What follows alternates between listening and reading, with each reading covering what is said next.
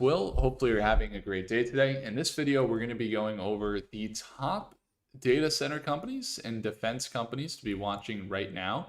We're going to jump into it. And I think I see some blinking lights in the background. They've been kind of blinking for some reason. So I'm just going to turn them off real quick because that's kind of distracting in the background. Sometimes the LEDs are a little bit weird.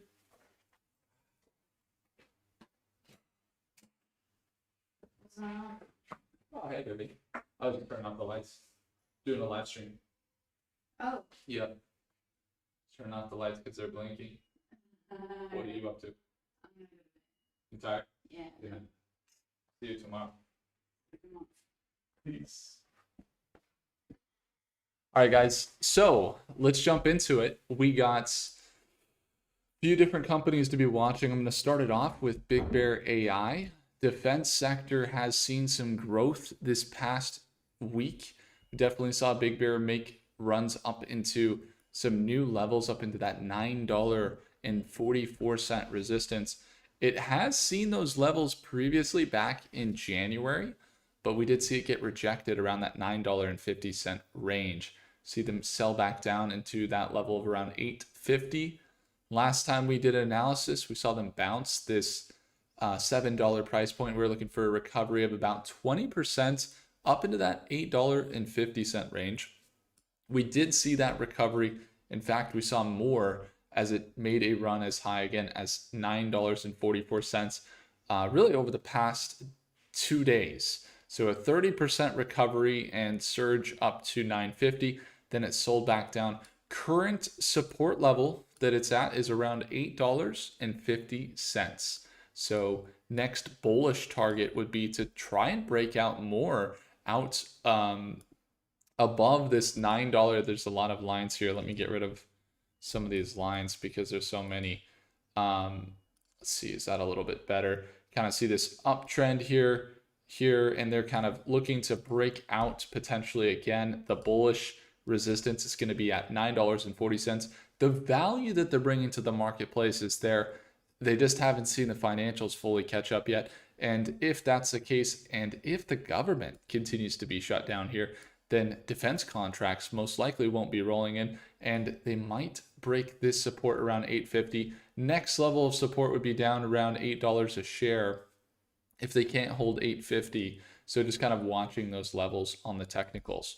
Now, the market of the defense sector has seen a lot of growth, especially after the big beautiful bill that got signed. That's definitely going to be benefiting a lot of Big Bear. When you look at Big Bear's recent growth as far as where they've been with their products and value to the marketplace, they're building out different AIs. They have a shipyard AI. That one's for actually constructing and building ships. They have even some, this one is patient flow analytics. So imagine like having a hospital being able to know which doctors need to be staffed for what type of patients and bed capacity. Like they work with hospitals in that instance, but really where they're excelling and where they're actually seeing the growth in their product is definitely over in the digital identity management, which is large amounts of data that they're processing for TSA and then at the airports with their VeriScan technology. Their VeriScan technology is specifically good at the AI analytics or the AI processing of different passengers and people that come through the airports. So you see they're partnered with Delta. They're also at Denver International Airport along with Heathrow, JFK, LAX. I've personally seen them scan my face. They're at Chicago. And they have a facial scanner that essentially scans your face. You might have seen it, and it scans your face to get you through security. Now, when it comes to the recent news that they've come out with, we haven't seen any big contracts. We know they had a big contract with the Army, $160 million a while back. Then they had a Pentagon contract. They're working with the Department of Defense, and they're deploying at more airports for the VeriScan, along with working at the Panama Canal with their technology related to the Arcus, which is a computer vision AI here, and it's able to track the different ships that come in and out of the different harbors. So this company obviously more in defense, more in military, but they're using AI technology to do it. And that brings us to the financials. So financially on Big Bear, the biggest concern is that the net income has been negative there.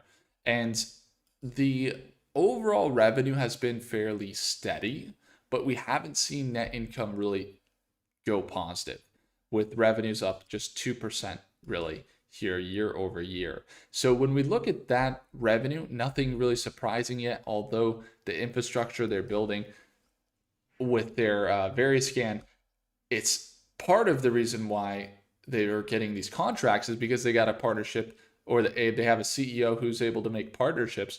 And the CEO was previously U.S. Department of Homeland Security, U.S. Customs and Border Protection. And so they talk a lot about like TSA, being there for TSA, as TSA is focused on this AI screening of passengers. But they also have posts on LinkedIn and stuff with Big Bear where they talk about the FIFA World Cup and the 2028 Olympics that are going to have a massive amount of people coming in the US. And that's where they're kind of positioning. And as a result, they have seen more money roll into the balance sheet. They've cleaned up their balance sheet. You could see they were at like 343 million, basically no equity back in 2024. And then into 2025, they jumped to 600 million in total assets, which is good, as their market cap's still holding around 3 billion. If they can jump up to above $1 billion in assets and then maybe post a quarter of 50 million in revenue positive, they're probably going to see that market cap jump to around 3 to 5 billion if that continues. So again, around a $15 to $20 range. But right now, short term, they're just trying to hold that $8.50 range. Not anything catalytic as of recently that would make them go boom up to the sky, because we just haven't seen it. It's not any new contracts. The government is shut down. They're not giving out contracts to the defense companies right now, really, except for CTM. CTM was able to slip in a contract, I think, today. But that's kind of it for Big Bear. So $8.50 support, and then a $9.50 resistance right now. That's what we're watching with Big Bear AI. So AI defense is one thing. You also got agentic AI getting built out by Castellum Inc. Castellum Inc. is a defense company under $100 million, and they just announced a contract or something today here. Was there a dollar amount associated with it? Not anything that we saw here on the announcement. However, they announced a new contract today. Did it push the stock? Not really. We saw CTM still holding above $1 at $1.02. It's basically been consolidating from left to right for the last 2 or 3 months. You could see that level of holding above $1 a share. We're looking for that recovery up to $1.15. They were at just about 15 cents a year ago, and we see them get up into these levels as they build their market cap. Agentic AI and processing large amounts of data for the US government is why they're doing well. Castellum Inc. also, last thing on Castellum, is you might think that's okay, they're doing agentic AI, they're doing, cybersecurity and processing data for the US government, but they also have a contract over $100 million in value. And you see they're very consistent on their income. Revenue's been consistent. Net income's been very, very narrow, which is good there, not so negative. And their quarterly assets have been growing and their liabilities have been decreasing, which indicates, again, 500% year over year growth on the cash, and liabilities have been shrinking, down 32%, which is really good. So for a $100 million market cap, it's what they're at now, 95 million, and they're on track to do 50 million this year, and they got about 30 million on the balance sheets. That's 80 million. And then they just have a $100 million contract they signed this last quarter. It puts them in a position to easily jump above that $100 million market cap, in my eyes. Not any hype really on the stock, but hey, that's why I like it. That's why we invest in it too. I do have long-term positions there on CTM stock. So that's kind of the defense overview. We can get into some space tech. How are you guys doing today? How's everybody this afternoon here on Wednesday? Saw the markets have some volatility here. How are things? How are things going? So, a couple comments here in the chat. Let's see what we got. Jai says, "Yo, what's up?" Rap for lunch says, "I need the plays." I see you. Annette says, "Good evening. What's going on, Annette?" Black Cat says, "Hello, hello, Black Cat. What's going on?" Jai says, "Where are we going with Big Bear AI?"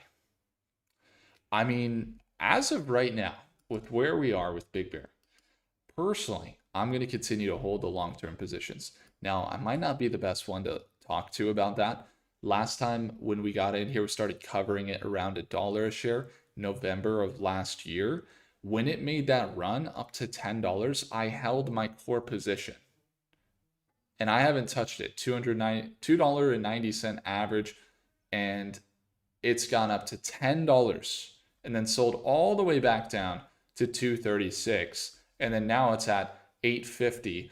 I just have held. So long term, I just continue to hold. I don't do much there. Short term, we trade it quite often. We love to trade Big Bear, and we love to trade the dips at market open. You can see it's very green and it holds above that moving average. And so when the market dips a lot of times in the market open sessions, like let's say we see it hold down to this $8 range tomorrow morning, and we see an opportunity to ride that thing back up into this $9 to $9.50 range, that's what we do time and time again when we identify the trends on Big Bear. And if it doesn't work, it doesn't work. We manage risk. We cut at 1 or 2% on a short-term trade. But hey, if it works, look at that margin. We're looking at another 5 to 10% margin for profit if we see that continuation of trend. So we'd like to trade Big Bear short term, but it has its volatility. So as far as like what should you do with Big Bear, it really just depends. Are you short term? Are you long term? Just kind of depends, Jai. Catalyst, when is earnings? Yeah, Catalyst, nothing really out right now. Earnings coming up here in the next few weeks. Curtis says, Vestergaard, 18,000 shares strong. Hey, let's go, man. That's a lot of shares for Big Bear. Love to see it. Mike says, "Hey, Will." Crystal says, "Hi." Oh, what's going on, Mike? I love that. Rob says, "Hey, Will, I'm late to the BBAI chat." What's going on, Rob? How's it going, man? How are you doing today? Eddie says, "BBAI long-term, son." Let's go. Johnny says, "What's up, stockmates?" What's going on, Johnny? How are things going? Yeah, CTM. So we did some analysis there. CTM is a defense company that has been growing really slow and super steady, but that's kind of why we like it. We like that there's not a lot of hype on the stock. I like that there's not an article that comes out every day that says buy this before it's too late. It's good. I like that. Because it means that you're not buying hype, really. And so institutions are interested in it, but we just haven't seen that really roll in. Mel says, "I keep adding CTM." Nice, good stuff. JZev, "Hey, Will, just joining in from NYC. What's going on, JZev? Thanks for tuning in. We just wrapped up some dinner. Yeah, we just had some dinner here in Buenos Aires. Had some nice steak and really, really beautiful, beautiful town that we're in right now. San Telmo, really cool. It's over here in Buenos Aires.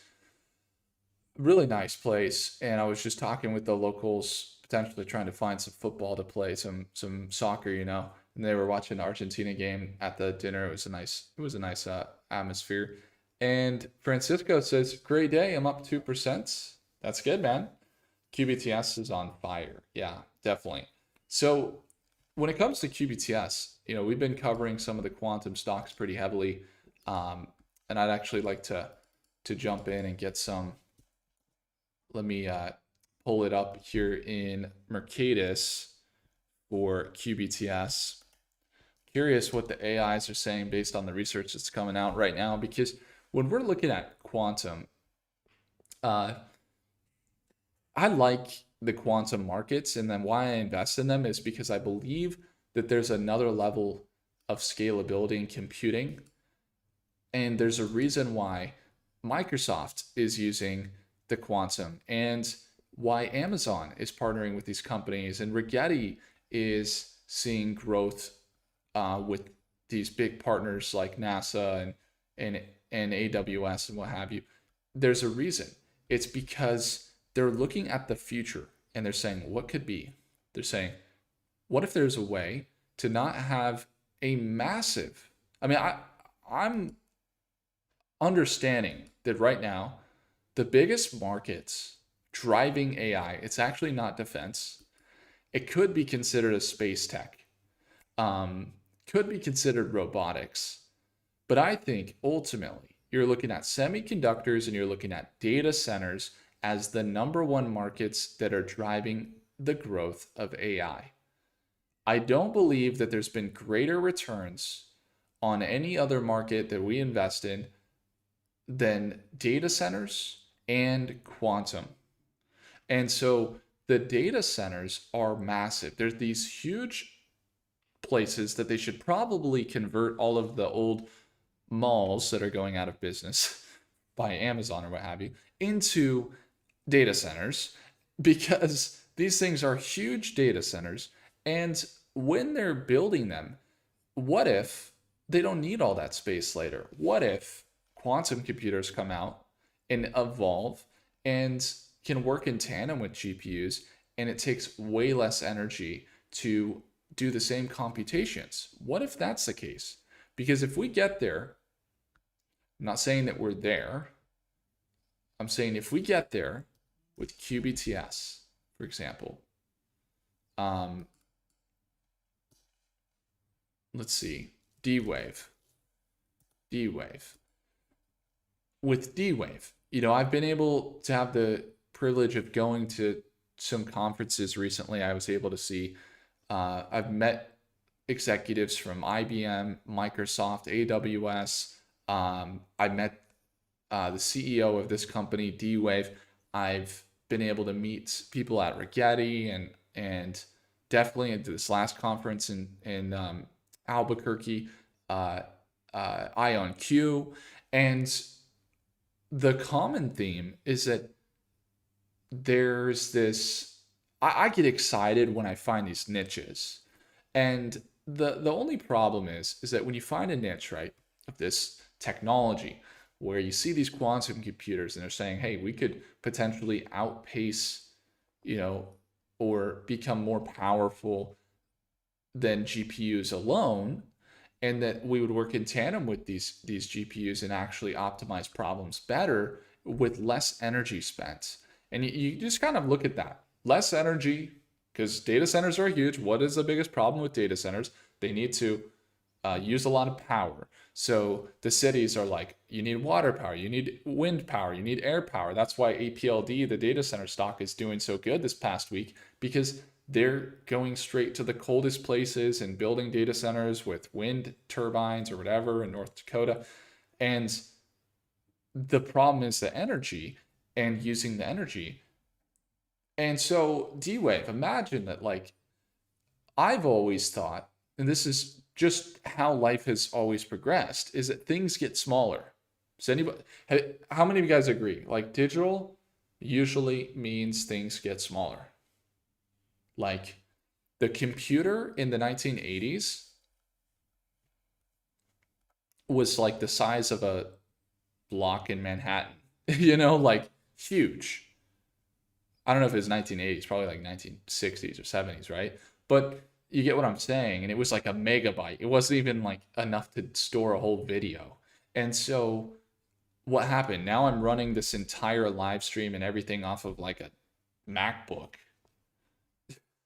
You know what I mean? Like a MacBook in my desk. And I can hold it in my hands. And even microphones used to be like huge, now they're tiny. Cameras used to be massive and super hard to obtain. Now they're super tiny. Phones, you get what I'm saying, right? So I think at one point, like, everything that has this like opposite effect where it's like, what is the thing that's happening that's everybody's like maybe questioning, but maybe not really questioning, is like data centers are huge. They're physically huge. Now they're necessary to run AI. In fact, I'm really grateful. Like, we have a tool here that we're doing analysis on right now on D-Wave here using Grok AI. And it's fairly bearish, for the record. It is fairly bearish, probably because of the overextension. Because if you look at the financials of these companies now, they don't add up. The financials don't add up. They might be they're losing money on a quarterly basis, and they're growing billions of dollars every quarter in valuation. Doesn't really make sense from a valuation standpoint as far as financials go. But from like this is the argument. This is what I would say with quantum. It's like, imagine quantum companies. What's going to get smaller? Imagine data centers get smaller. Like now, imagine data centers don't have to be so big. You have quantum computers that can do massive amount of compute with way less space, and then data centers become this like ghost thing. I mean, I even think Amazon warehouses at one point might go empty because people will be using everything digital, and they'll just be like fed out of a tube like the Matrix. No, that's pretty intense. But honestly, like, you get what I'm saying here. Like, that's pretty dark. But like, what I mean is, like, literally things get smaller, and it's kind of part of the technology boom. And so I think that quantum computing is going to see more growth in the long term. In the short term, the valuations, again, they still don't make sense, but as a long-term investor, like, I'm fine. I'm not going to complain, and I don't think anybody really should if they are trading at levels that they would actually be expected to be traded at 5 years from now, is where they're valued at right now. And the reason is because if the market, what do you think happens when the market thinks that a stock is going to go somewhere? Does anybody know? Like, imagine that everybody thinks that Nike stock is going to go to $200 in 3 months. Everybody knows it. What do you think is going to happen? It's not going to take 3 months. It's going to get to $300 or $200 or whatever in like a day, because people are saying, well, if it's going to get there in 3 months, I better get in now. And basically that's what's happening with quantum. Now, the problem is if the horizon is further away, it's further away than people realize. If that's the case, and we look at the financials, let's say on Rigetti, and you see this $18 billion market cap, and you see negative net income of 40 million last quarter, and revenues down 41% year over year. Then what happens? Oh, that takes longer. Oh, it's still happening. Yeah, they're getting balance sheet money, they're getting total assets, but they're still losing money for, let's say, another year, another 2 years, another 3 years. What happens? Markets is taking a long time. Sentiment shifts. Quantum stocks dip and correct, and that could happen.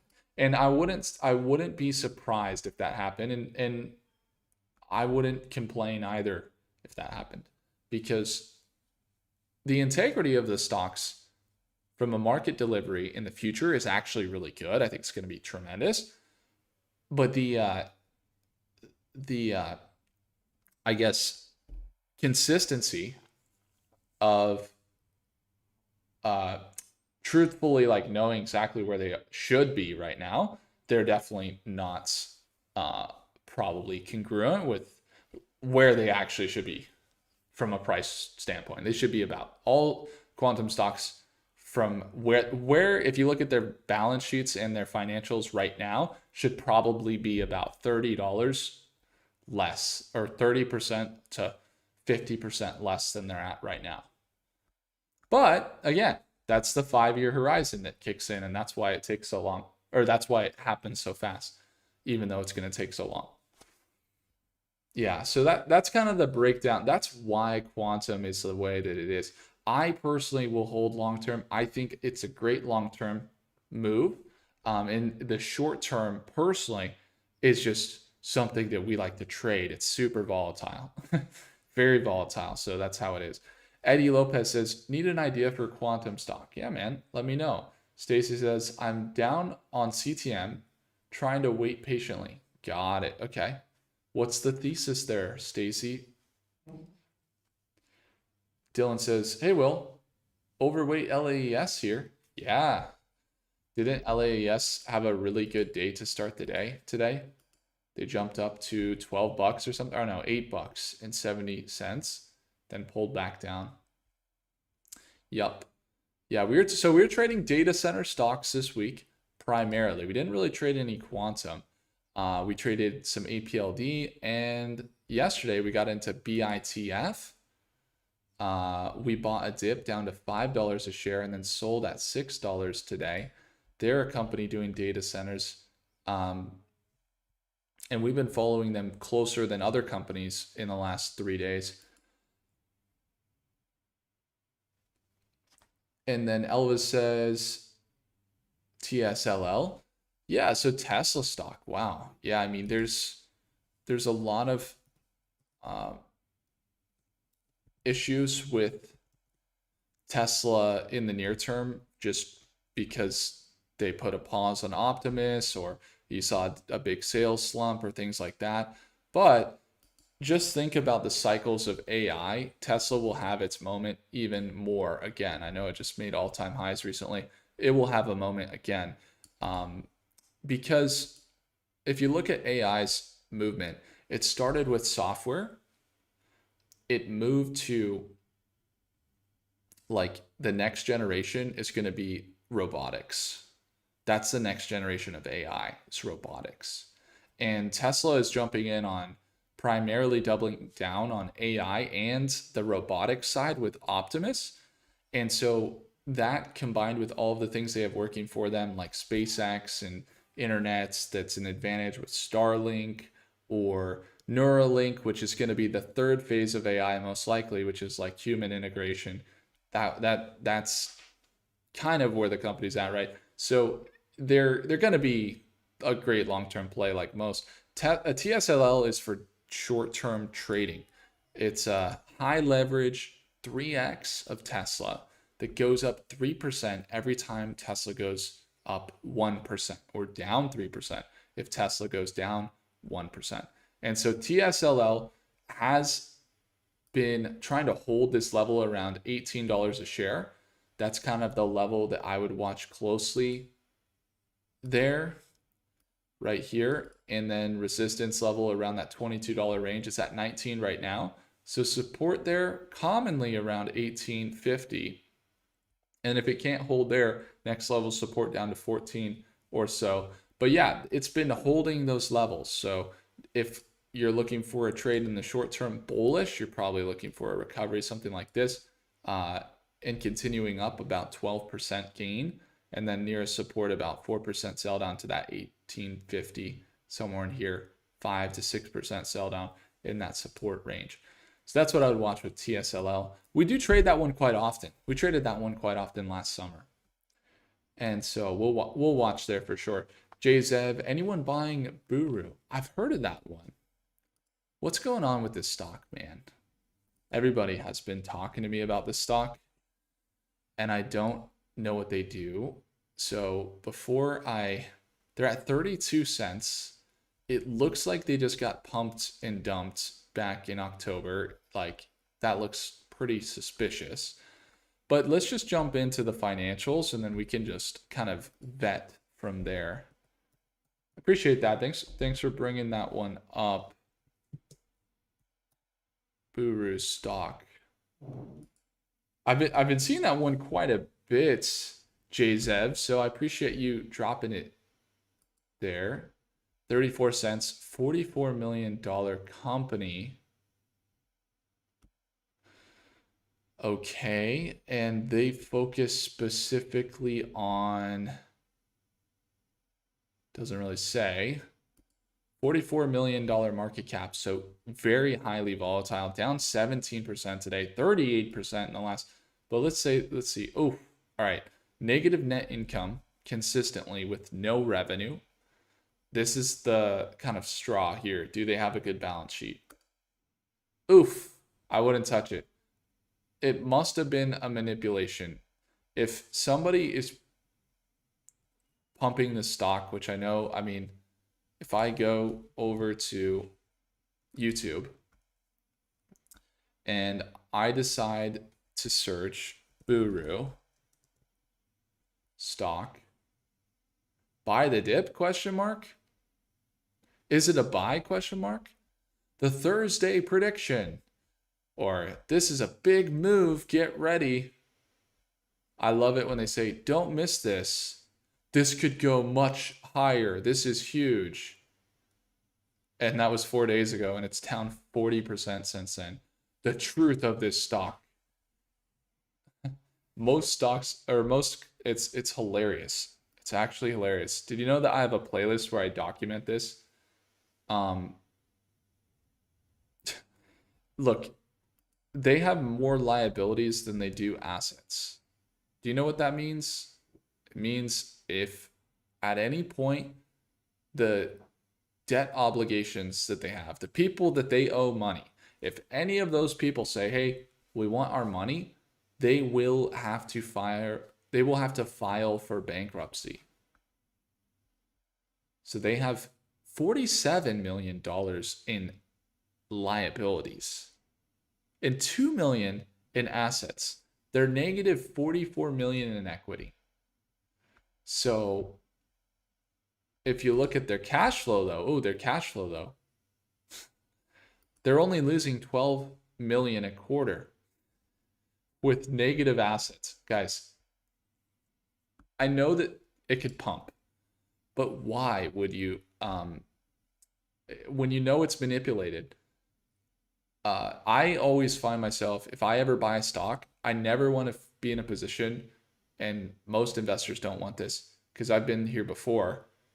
The first time I was buying stocks when I was younger, I used to just buy a ton of stocks, and then a stock would go down, and then I would get like upset and be like, why am I holding this? This was about 15 years ago or so.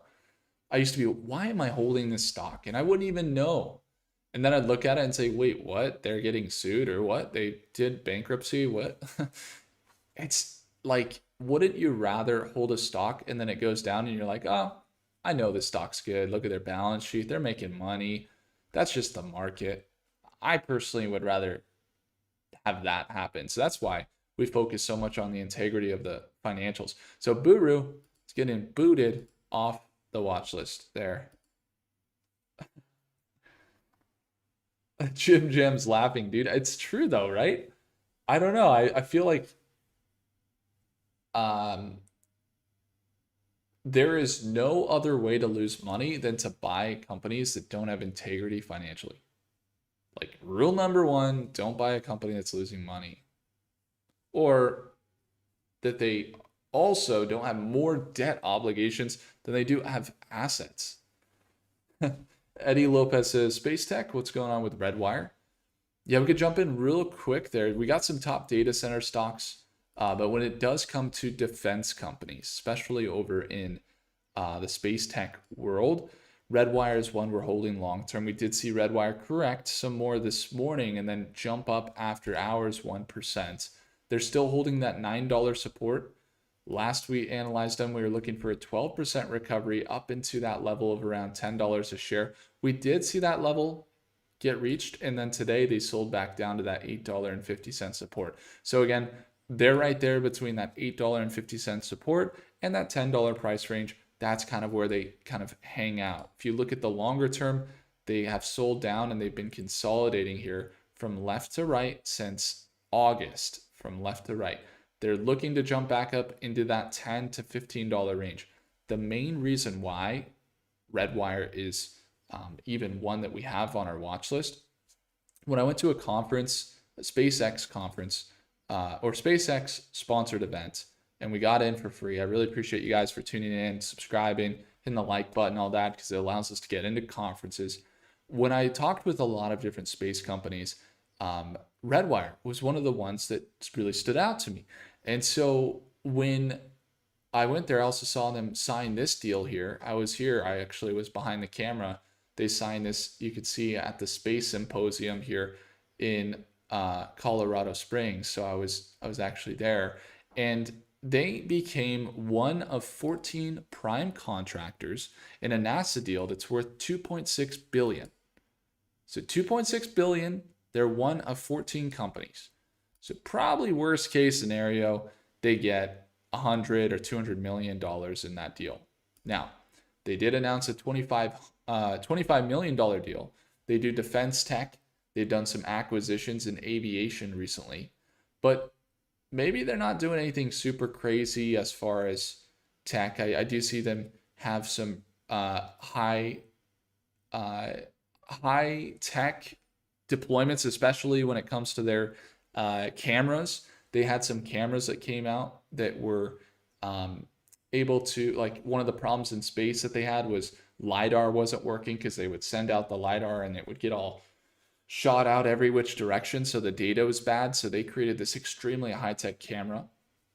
And it's able to like scan the space world, and they've signed some recent deals, but that's where if they got a one of 14 prime contractors in a $2.6 billion deal, market cap's at 1.4 billion. Here's where it gets interesting. They're making on track here to do about $300 million a year. So their revenue has been increasing. It's up 24% year over year.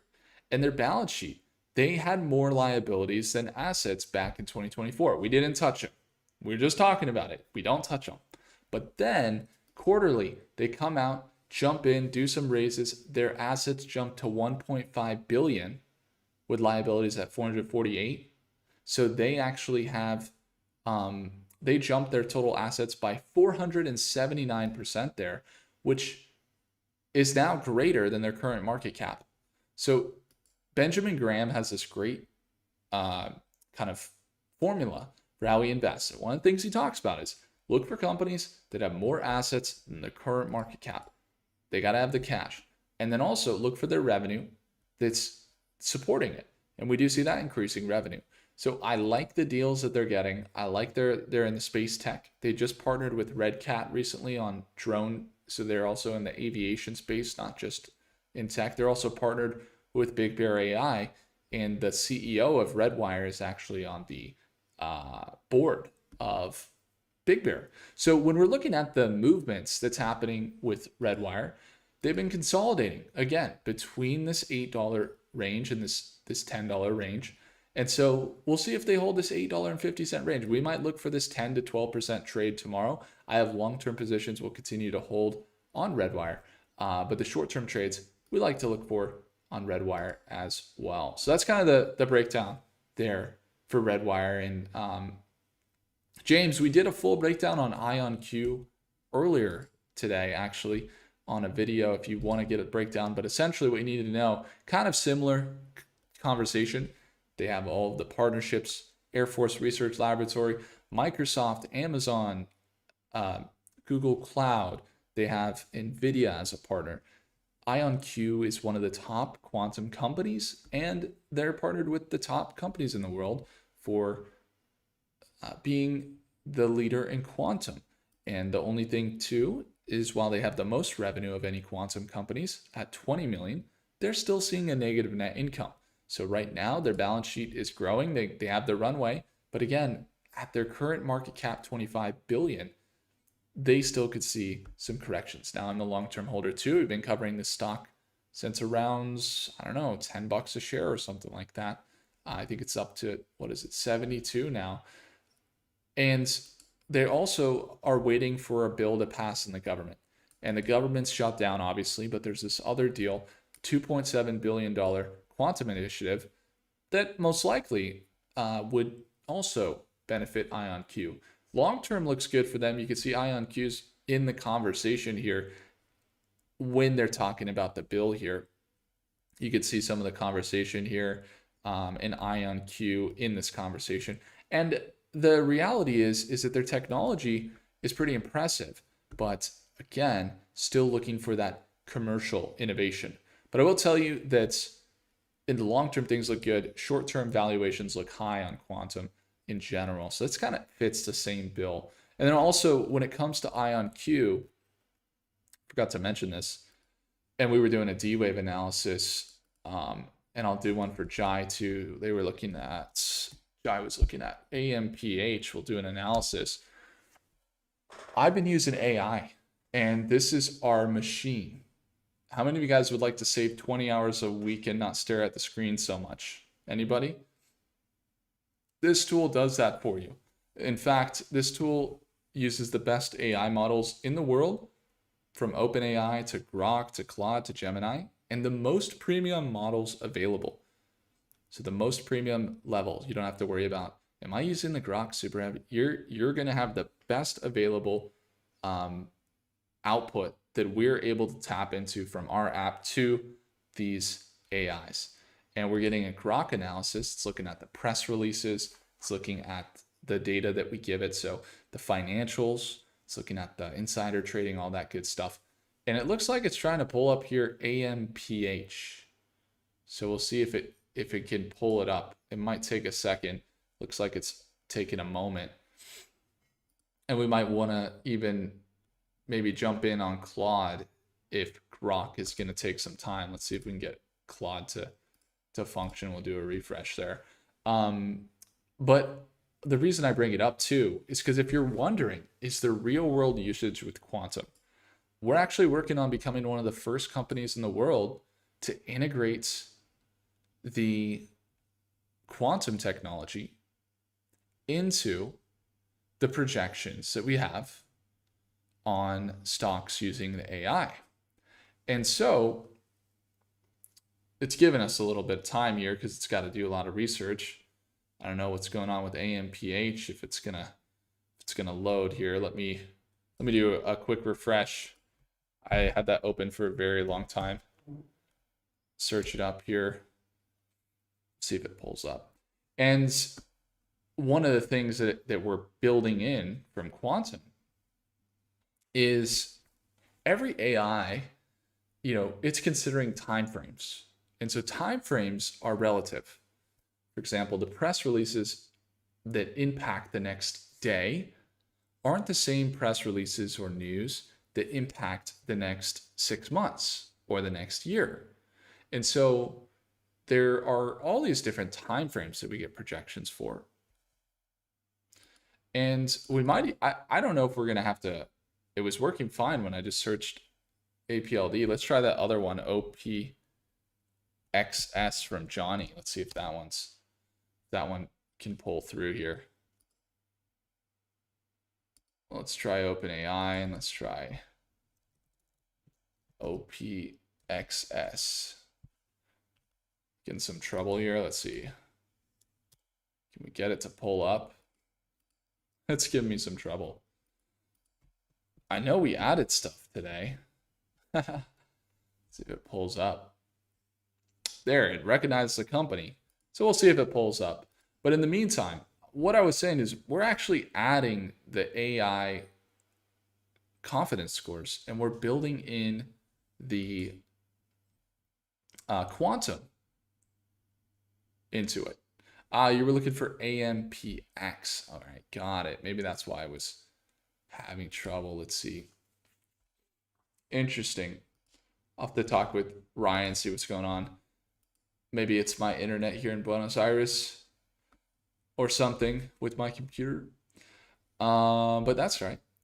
It's an amazing system though. I'll tell you, I'm using it like daily.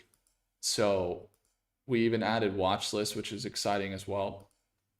And so when it comes to the AI companies that we're watching right now, like AMPX, for example, I think that's actually one that we do watch. Let's see, is that over in data centers or semiconductors? Let's see. Semiconductors, data centers, AMPX. I know I've searched this stock before with you. Mel says, what's your opinion on Wolf? Really like the data center market. So I think WULF, it's Amprius. Okay, here's the stock. This stock had relatively good financials here for Jai. The financials were showing increased revenue, increasing revenue. See the revenue rising. Net income getting narrower. So income statements looking good. They're doing battery tech, and they also had a balance sheet that was favorable. See that? Very disciplined. Their assets are holding around 100 million and increasing. 16% year over year. And then their liabilities are just 47 million, just a fraction, and staying disciplined there. And I think annually, look at that. Look at that increase there. So I like AMPX. We've actually had some bullish outlooks on it for about 6 months now. It's up 500% right now, which is tremendous. It's up to that $14 range. Yeah, I mean, $1.8 billion valuation at this point. Now it's looking overvalued actually at the market cap. But when we started covering it here, it was not. Amprius, they do battery tech, silicon anode lithium ion batteries. And they work with Airbus, they work with BAE Systems. And we've seen some developments from the company recently, some partnerships with them, with robotics companies and automobile, and definitely drone tech and aviation tech. And so when we look at some of their partnerships here, let's see what they got. Do they have anything public here? Seen some of them. But as of now, when it comes to their financials, they actually do look a little bit overbought. We could bring them up here. AMPX. Quick analysis. See what it looks like. What have we said in the past for this company? For that breakout. So we started covering them here when they were kind of consolidating. We're looking for that overall direction here to continue. Let's see how it was. Yep. And it did. That was the last time we were kind of analyzing them. See them really break out. And so now RSI, MACD, everything else looking pretty overbought at the moment. Kind of back up here to the 4-hour. And you can see that RSI and MACD looking very overbought at the moment. If we're going to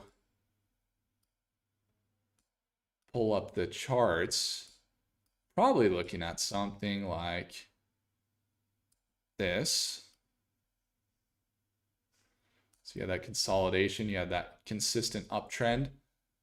Okay, now it's at a resistance, kind of just got rejected around that $16 price point, sold back down to $14.50. Of course, we could see it bull up more. Long-term looks good in my eyes. Short-term correction would make sense down to that $12.50 range, 13% correction potential. If it's going to be more conservative and slower in its overall trend, it might even take a while.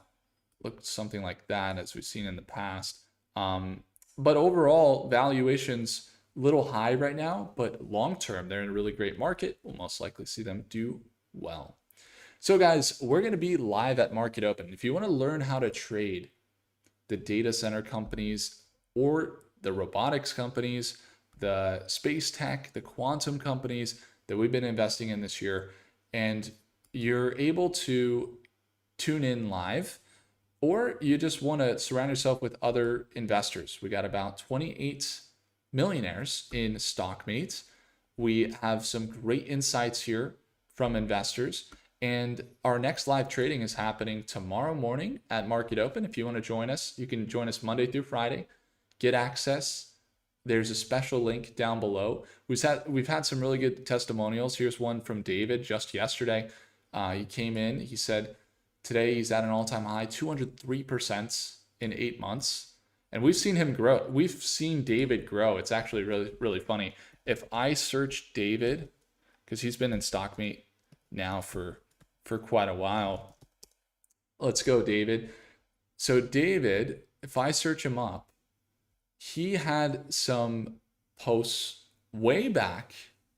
This must have been a month ago or a couple months ago. Let's see if I can find it without making people sick by scrolling here. Let's see here. David, let's see if we could find it. Here we are. 3 months ago, David said, hey, I'm 100% all-time returns in 4 months. Look at that. He said, I know it's going to go down. Thanks, Will Rich. I appreciate it. And he was up to 28,000, up $14,000. He was up to 28,000. Okay, 100%.